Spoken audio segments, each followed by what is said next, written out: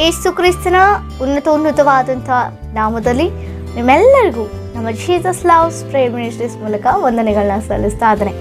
ದೇವರು ಕಳೆದ ರಾತ್ರಿಯೆಲ್ಲ ಸುಖನಿದ್ರೆಯನ್ನು ಒದಗಿಸಿಕೊಟ್ಟು ಈ ಮುಂಚಾನೆಯೇ ಈ ದಿನವನ್ನು ಕಾಣಲಿಕ್ಕೆ ದೇವರು ಕೊಟ್ಟ ಮಹಾಕೃಪೆಗಾಗಿ, ಆರೋಗ್ಯಕರವಾದಂಥ ದಿನಕ್ಕಾಗಿ, ಕ್ಷೇಮವಾಗಿ ಈ ದಿನವನ್ನು ಕಾಣಲಿಕ್ಕೆ ದೇವರು ಒದಗಿಸಿಕೊಟ್ಟಿರುವಾಗ ಮೊಟ್ಟ ಮೊದಲನೇದಾಗಿ ದೇವಾದಿ ದೇವರಿಗೆ ನಾನು ಮಹಿಮೆಯನ್ನು ಸಲ್ಲಿಸ್ತಾ ಇದ್ದೇನೆ. ಆಮೇಲೆ ಹಾಗಿದ್ರೆ ಪ್ರತಿನಿತ್ಯ ದೇವರು ಎಂದಿನಂತೆ ನಮ್ಮೊಟ್ಟಿಗೆ ಮಾತನಾಡುವ ರೀತಿಯಲ್ಲಿ ಈ ದಿನವೂ ಕೂಡ ನಮ್ಮೊಟ್ಟಿಗೆ ಮಾತನಾಡಲಿಕ್ಕೆ ದೇವರು ಸಿದ್ಧವಾಗಿರುವಾಗ ಈ ದಿನದ ವಾಕ್ಯದ ಮೂಲಕ ಇದನ್ನು ಪ್ರಾರಂಭಿಸಲಿಕ್ಕೆ ನಮ್ಮನ್ನು ನಾವು ಸಿದ್ಧಪಡಿಸಿಕೊಳ್ಳೋಣ. ಈ ದಿನದ ವಾಗ್ದಾನ ಮತ್ತಾಯನು ಬರೆದ ಸುವಾರ್ತೆ 18ನೇ ಅಧ್ಯಾಯ 35ನೇ ವಚನ.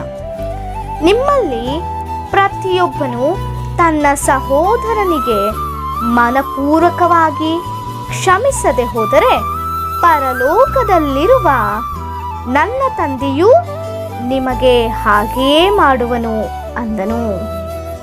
ಹಾಲೆಲೂಯ. ಎಸ್, ಕ್ರೈಸ್ತತ್ವದಲ್ಲಿ ಕ್ಷಮಾಪಣೆ ಅನ್ನುವಂಥದ್ದು ಬಹಳ ಮುಖ್ಯ ಪ್ರಿಯರೇ. ನನ್ನ ಜೀವ ಸ್ವರೂಪನಾದಂಥ ದೇವರು ನಮಗೆ ಮಾದರಿಯಾಗಿ ತಿಳಿಸಿಕೊಟ್ಟಿದ್ದೇ ಕ್ಷಮಿಸುವಂಥದ್ದು. ಆಮೇಲೆ ಇಲ್ಲಿ ವಾಕ್ಯ ಸ್ಪಷ್ಟವಾಗಿ ಹೇಳ್ತಾ ಇದೆ, ನಿಜವೇ ನಮ್ಮ ವಿರುದ್ಧವಾಗಿ ಅನೇಕರು ಕಾರ್ಯವನ್ನು ಮಾಡ್ತಾರೆ. ಅದು ಯಾರೇ ಆಗಿರ್ಬೋದು, ನಮ್ಮ ಸಂಬಂಧಿಕರೇ ಆಗಿರ್ಬೋದು, ರಕ್ತ ಸಂಬಂಧಿಗಳೇ ಆಗಿರ್ಬೋದು, ಸ್ನೇಹಿತರೇ ಆಗಿರ್ಬೋದು, ಸಹೋದರ ಸಹೋದರಿಯರು ಆಗಿರ್ಬೋದು.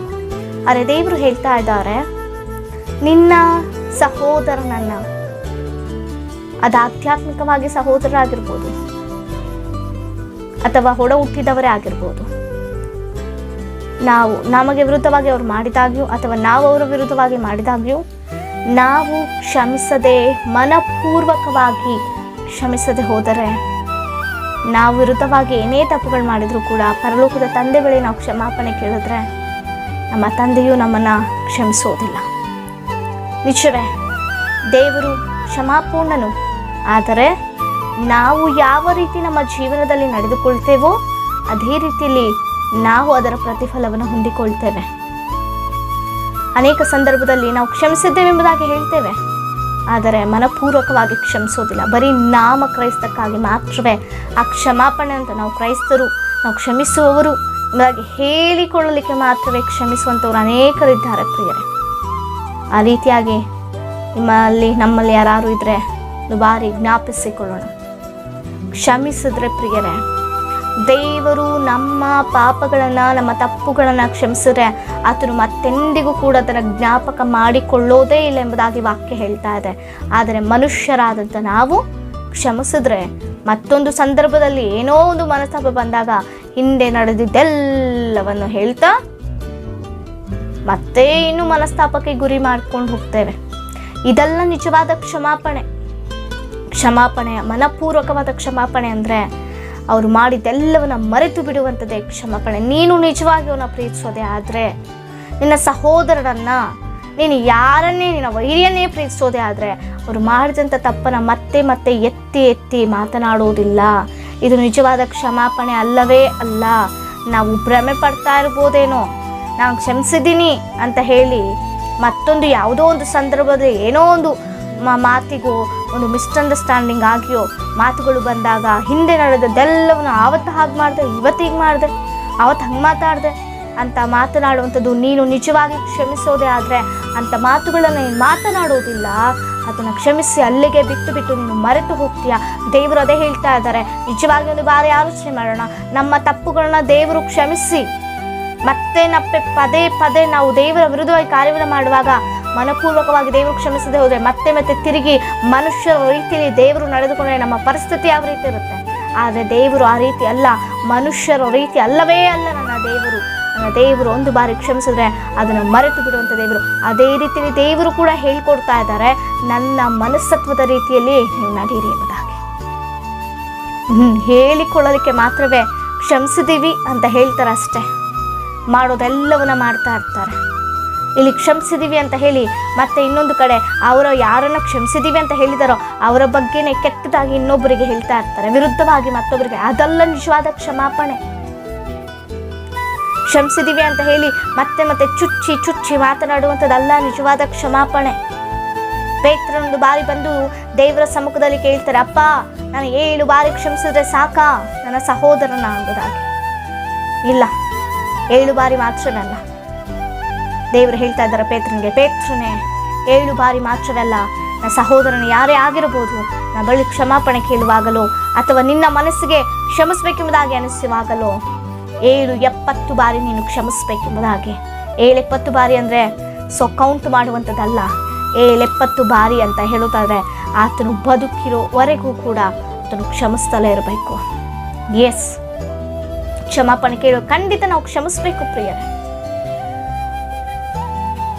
ಸಭೆಯಲ್ಲಾಗಿರ್ಬೋದು, ಕುಟುಂಬದಲ್ಲಾಗಿರ್ಬೋದು, ಕೆಲಸದ ಮೇಲಾಗಿರ್ಬೋದು, ಸ್ನೇಹಿತರ ಮಧ್ಯದಲ್ಲಾಗಿರ್ಬೋದು, ಯಾರೇ ನಮ್ಮ ವಿರುದ್ಧವಾಗಿ ತಪ್ಪು ಮಾಡಿದಾಗ್ಯೋ ಅಥವಾ ನಾವೇ ಏನಾಗ್ಯೋ ಅವ್ರಿಗೆ ವಿರುದ್ಧವಾಗಿ ಮಾಡಿರ್ಬೋದು, ಕ್ಷಮಾಪಣೆ ಕೇಳೋದ್ರಲ್ಲಿ ತಪ್ಪಿಲ್ಲ, ಕ್ಷಮಿಸೋದ್ರಲ್ಲಿ ತಪ್ಪಿಲ್ಲ.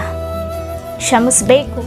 ನಾವು ಕ್ಷಮಿಸಿದ್ರೇ ನಮ್ಮ ತಪ್ಪುಗಳು ಕ್ಷಮಿಸಲ್ಪಡುತ್ತೆ ಎಂಬುದಾಗಿ ಜ್ಞಾಪಕ ಮಾಡಿಕೊಳ್ಳ್ರಿ ಪ್ರಿಯರೇ. ಕ್ಷಮಿಸಿ ಮತ್ತೆ ಮತ್ತೆ ಅವಕಾಶ ಸಿಕ್ಕಾದಾಗ ಅವಕಾಶವಾದಿಗಳಂತೆ ವರ್ತಿಸದಂತೆ, ಅದನ್ನು ಮತ್ತೆ ಮತ್ತೆ ತಿರುಗಿ ಜ್ಞಾಪಕ ಮಾಡಿಕೊಂಡು ಅವರಿಗೆ ಚುಚ್ಚಿ ಮಾತನಾಡದಂತೆ, ನಿಜವಾಗಿಯೂ ನೀನು ಕ್ಷಮಿಸೋದೇ ಆದರೆ ಅದನ್ನೆಲ್ಲ ಮರೆತು ನೀನು ಮಾತನಾಡುವ ರೀತಿಯಲ್ಲಿರಬೇಕು.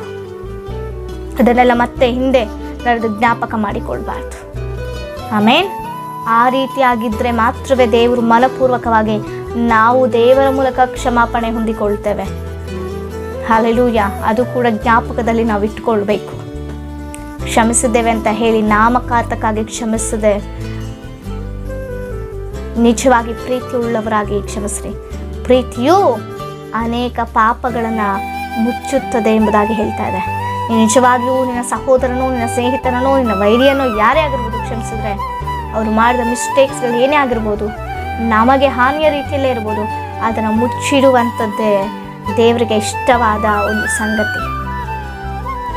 ಅದು ದೊಡ್ಡದಾಗಿ ಮಾಡುವಂಥದ್ದಲ್ಲವೇ ಅಲ್ಲ. ಅದು ನಿಜವಾದ ಪ್ರೀತಿ ಅಲ್ಲ. ಅದು ನಿಜವಾದ ಕ್ಷಮಾಪಣೆ ಅಲ್ಲವೇ ಅಲ್ಲ. ಅದು ದೇವರ ಮಕ್ಕಳಿರುವಂಥ ಸ್ವಭಾವ ಅಲ್ಲ. ಅದು ದುರಾತ್ಮನ ಮಕ್ಕಳಿಗಿರುವಂಥ ಸ್ವಭಾವ. ಕ್ಷಮಿಸಿದ್ದೀನಿ ಅಂತ ದೊಡ್ಡದಾಗಿ ಹೇಳಿ ಮತ್ತೆ ಅದನ್ನು ದೊಡ್ಡದಾಗಿ ಮಾಡುವಂಥದ್ದು ದೇವರ ಮಕ್ಕಳ ಸ್ವಭಾವ ಅಲ್ಲ.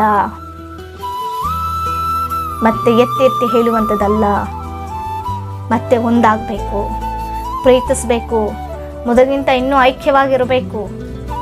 ಅದಕ್ಕೆ ಪ್ರಯತ್ನಿಸುವಾಗ ಅವರ ವಿರುದ್ಧವಾಗಿ ಮತ್ತೆ ನಾವು ಕಾರ್ಯಗಳು ಮಾಡಿದ್ರೆ ನಿಜವಾಗಿಯೂ ದೇವರ ಪ್ರೀತಿ ನಮ್ಮಲ್ಲಿಲ್ಲ, ದೇವರ ಕ್ಷಮಾಪಣೆ ನಮ್ಮಲ್ಲಿಲ್ಲ. ದೇವರ ಮಕ್ಕಳೆಂಬುದಾಗಿ ನಾಮ ಕ್ರೈಸ್ತ ರೀತಿಯಲ್ಲಿ ನಾವು ಬದುಕುವಂಥದ್ದು ವ್ಯರ್ಥವೇ ವ್ಯರ್ಥ. ದೇವರ ವಾಕ್ಯ ಸ್ಪಷ್ಟವಾಗಿ ಹೇಳ್ತಾರೆ, ನೀನು ನಿನ್ನ ಸಹೋದರನನ್ನು ಮನಪೂರ್ವಕವಾಗಿ ಕ್ಷಮಿಸಿದ್ರೆ ದೇವರು ಕೂಡ ನಿನ್ನನ್ನು ಕ್ಷಮಿಸ್ತಾರೆ. ಕ್ಷಮಿಸದೆ ಹೋದರೆ ದೇವರು ಕೂಡ ಅದೇ ರೀತಿಯಲ್ಲಿ ಮಾಡ್ತಾರೆ.